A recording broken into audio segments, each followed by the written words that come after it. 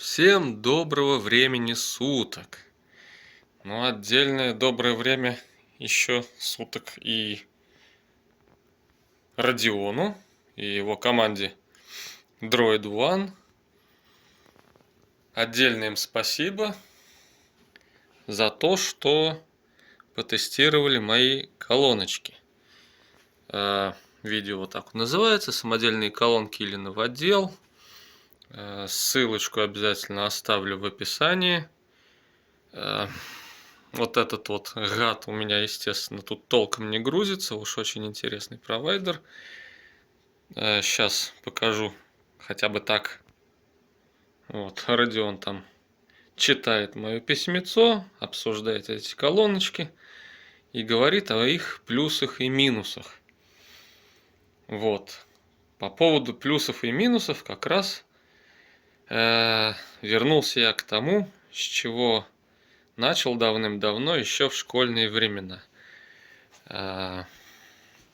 Были у меня колоночки 40 AS8 от Виктории, и когда-то то ли в старшем классе, то ли на первом курсе вуза я их апгрейдил. Меня это очень удивило, что какой-то результат может офигенный давать. Ну и сегодня пришла пора апгрейдить мои колоночки, которые я сам пилил, рассчитывал, красил, крутил, вертел. Вот запутать хотел, сам себя запутал. Почему отдельная благодарность Родиону? Потому что, ну так уж получилось, что мои друзья, мое окружение, они не очень искушены, скажем так, вот в этих вот всех аудиофильских делах. В общем, у меня нормальные друзья и нормальные родственники. Они по всей этой фигне не страдают так, как я. Поэтому со слухом у них все хорошо. Их радуют даже эти колоночки, себестоимость которых маленькая. Говорят, что просто вау, восторг, да? А вот Родион объективно рассказал их минусы, которые мне были в голове. Я думал, есть оно или нет, но все-таки Родион подтвердил: да, есть небольшие проблемы по высоким частотам. По басу ему все понравилось. Тайминги, ссылочки оставлю, где он там хвалит, где не хвалит. Но сейчас расскажу о том, какие минусы. Ну, давайте о минусах, которые ни на что не влияют. Вот, к примеру, этот вот визор, который увеличивает частотный диапазон в верхнюю сторону. Да, все широкополосники страдают узкой диаграммой направленности. Это ему даже в комментариях под тем видео сказали. Но как бы это и не минус вовсе. На самом деле множество дорогущих акустических систем, вот, построенных на таком принципе, обладают узкой диаграммой направленности, и народ слушает. Почему? Потому что мы сидим в одном месте, да? Вот центр. Вот мы сели по нему, и мы ни влево, ни вправо не танцуем. Слушаем, наслаждаемся. Мы не меняем точку прослушивания, поэтому ничего страшного, что у широкополосников есть такая беда с узкой направленностью. Вы поставили колоночки один раз, как вам нравится. Они смотрят на вас и вещают вам прямо в ушки, и все здорово.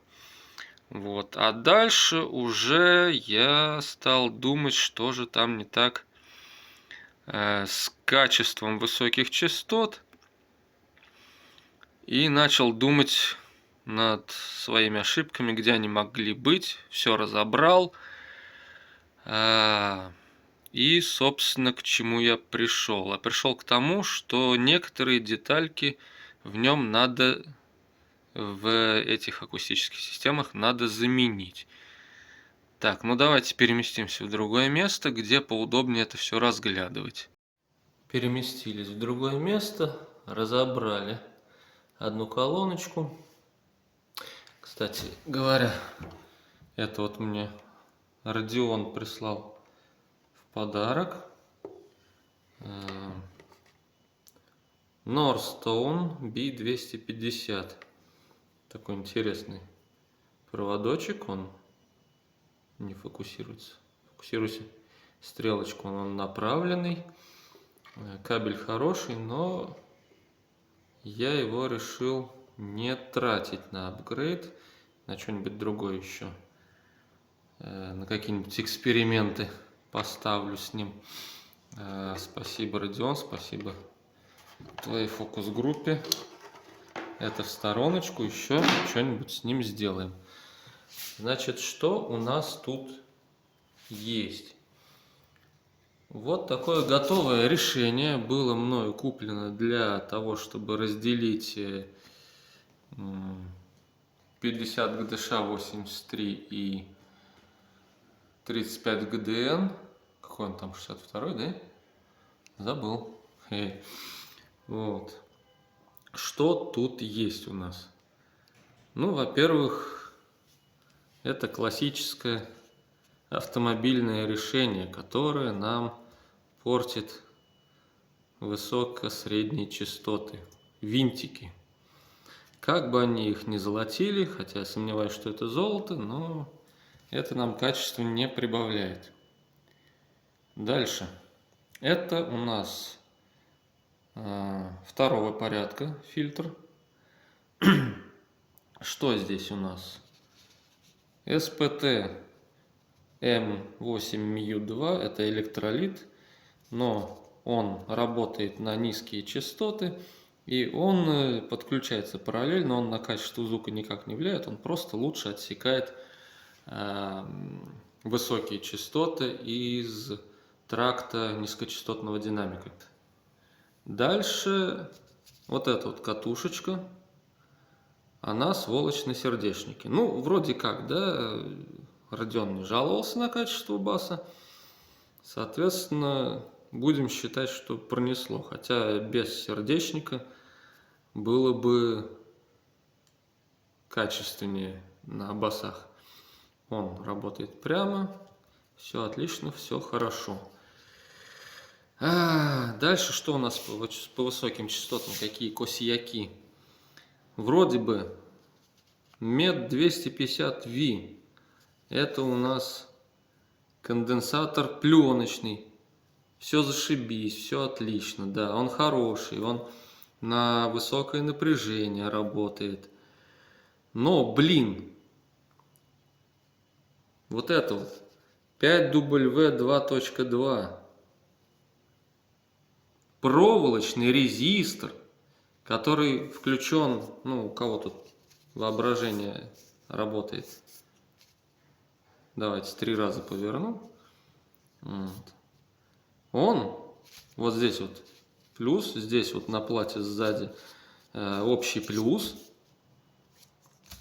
И в первую очередь высокие частоты идут через этот резистор проволочный, зараза, из какого-то барахла сделанный.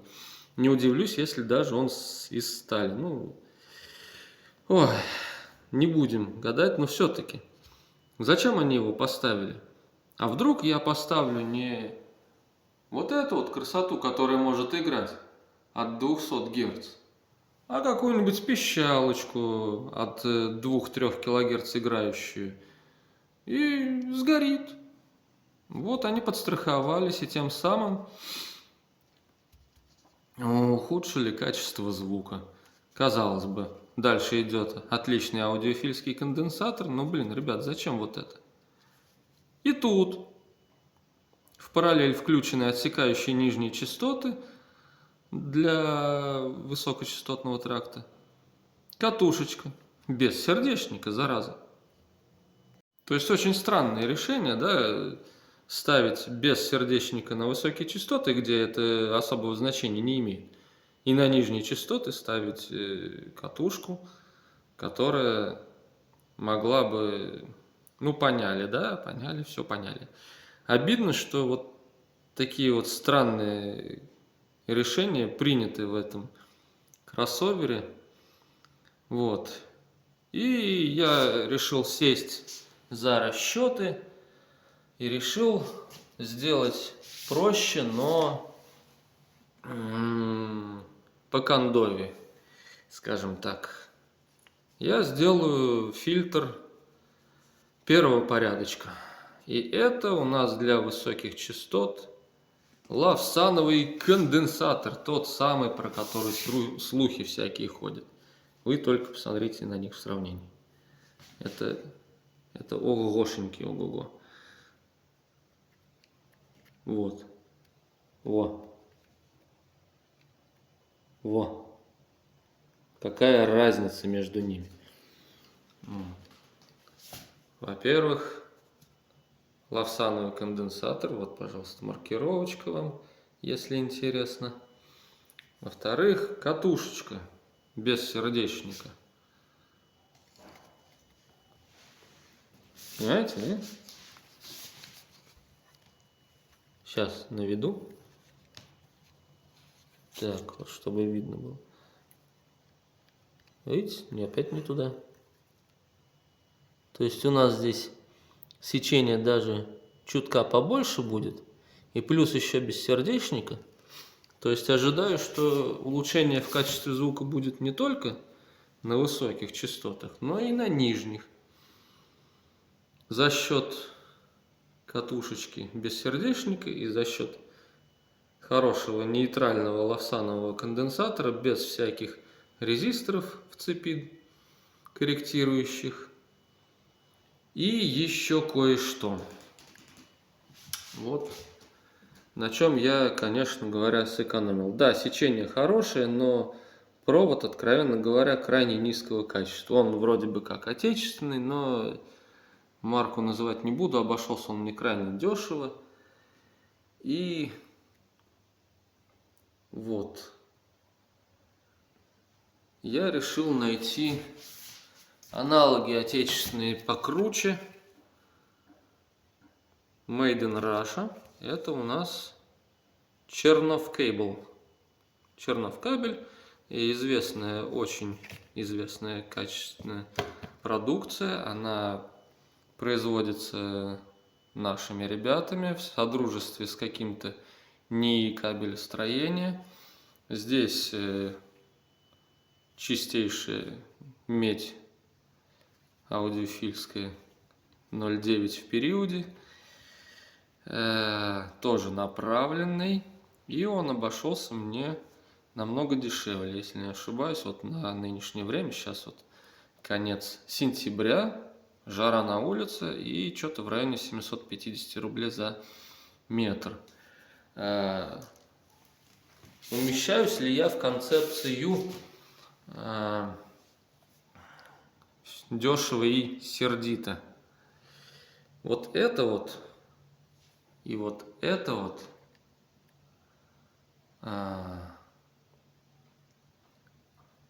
у меня на две акустические системы, то есть еще есть конденсатор, такая же катушечка, плюс вот метр этого проводочка. Все это вышло мне в 2000 рублей. Недавно я залез на сайт производителя вот этого чуда. И сейчас одна такая платка стоит 1500 рублей.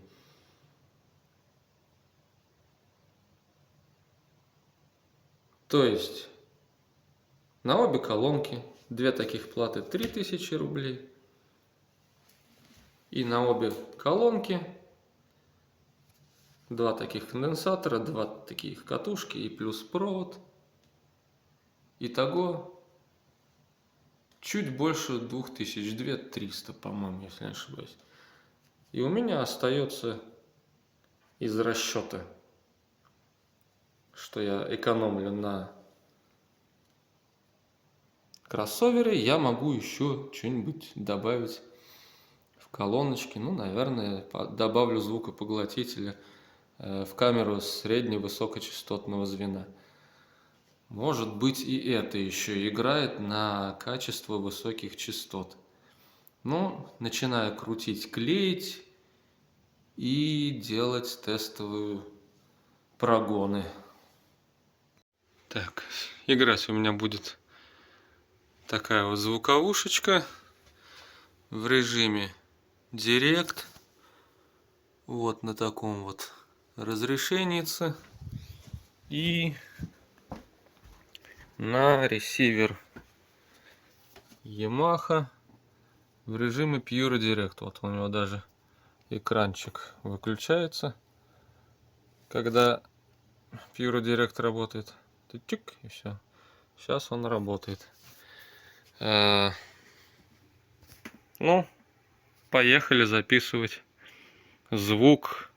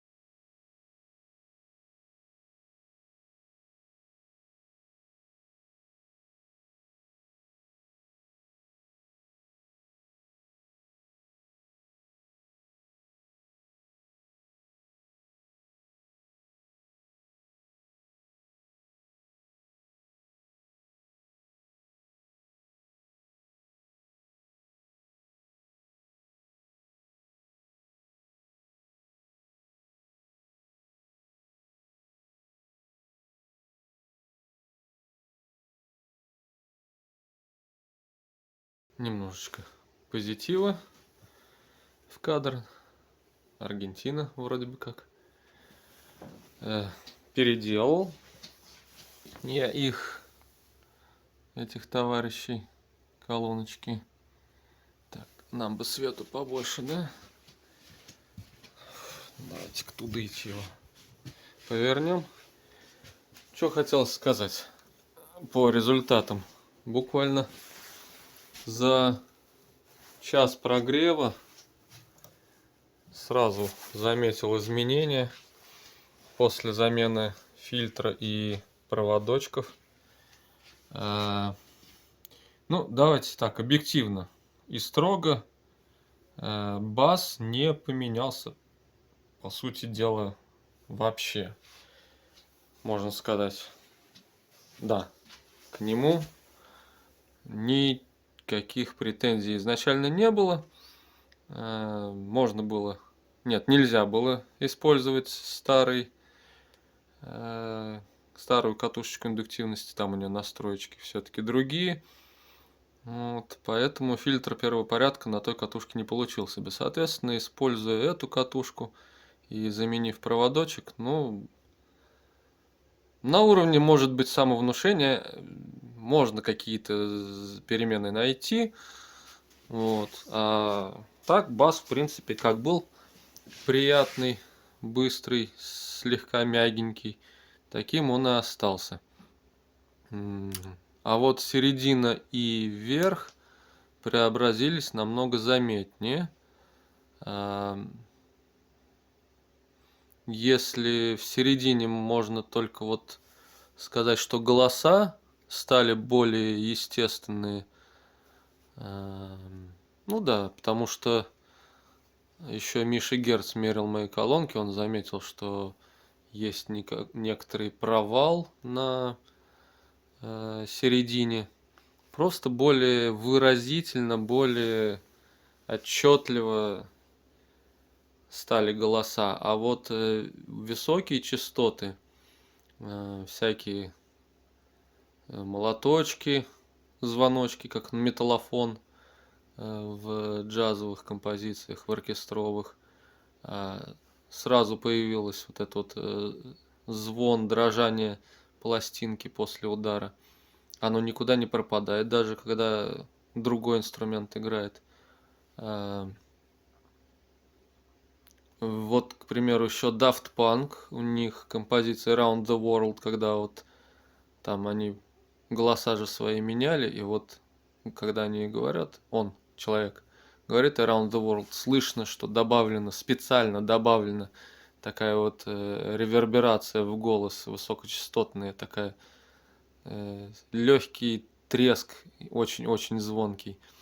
Вот. И рок намного более детальный. Электрогитара прям такая мясистая, звонкая.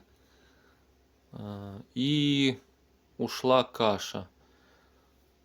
Немножко изменилась сцена, не знаю, может после прогрева что-то изменится. Она как-то немного вверх ушла. Может, это у меня акустика кинотеатра. Здесь все-таки колонки здесь не рассчитаны так стоять. Колонки должны быть утоплены в экран, потому что не работают иначе вот эти вот звукопоглотители. Вот, то есть они на колонке не работают, и немножко идет усиленный звон, может быть как-то переотражение. Но, в общем, немножко изменилась сцена. Голоса и высокочастотные инструменты ушли вверх. Но не сильно. Где-то так на полметра психологически, если говорить. Но такая же глубина, точнее не глубина, а наоборот, чем отличались эти колонки изначально, и сейчас это даже лучше стало заметно. Сцена выходит немного вперед, где-то на метр. То есть солисты прям как бы перед тобой. Ну, это если хорошая запись. Плохая запись, конечно, они прям четко показывают, что плоская. Плоская стерео идет, если запись плохая. С хорошей записью там можно уже сцену немножечко пощупать, так сказать.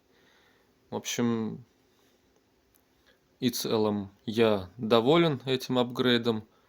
Он мне не обошелся ни во сколько, то есть сейчас продам эти фильтры, может быть, на Авито, и они сами себя окупятся вместе с проводами Чернов Аудио. Ну, сейчас еще поставлю музыку до того и после. И кто-то на форумах говорит, что вот эти вот лавсановые конденсаторы жуть, головняк и гадость не для музыки, ребят. Ну, честно говоря, нужно уметь использовать их тоже. Это раз. Два. Не вижу смысла покупать в акустические системы конденсаторы, которые стоят столько же, сколько и высокочастотники. И, может быть, действительно можно и бас как-то вытянуть, засунув туда катушки на проводе более толстого сечения. Но опять же, там катушки уже будут даже намного дороже, чем сами низкочастотники. Поэтому я считаю, вот такого уровня акустические системы выдерживают правильный баланс цены и качества. Поэтому все, я больше с ними сделать ничего не буду. Наконец-то я успокоился.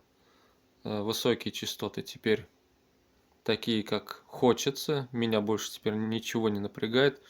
Еще раз говорю спасибо Родиону и его команде за то, что они послушали и направили меня в нужном направлении. Вот, поэтому звук стал лучше и правильнее, можно даже сказать. Все, всем спасибо, всем всего доброго, наслаждайтесь качественным звуком, будьте здоровы, живите богато. Всего хорошего.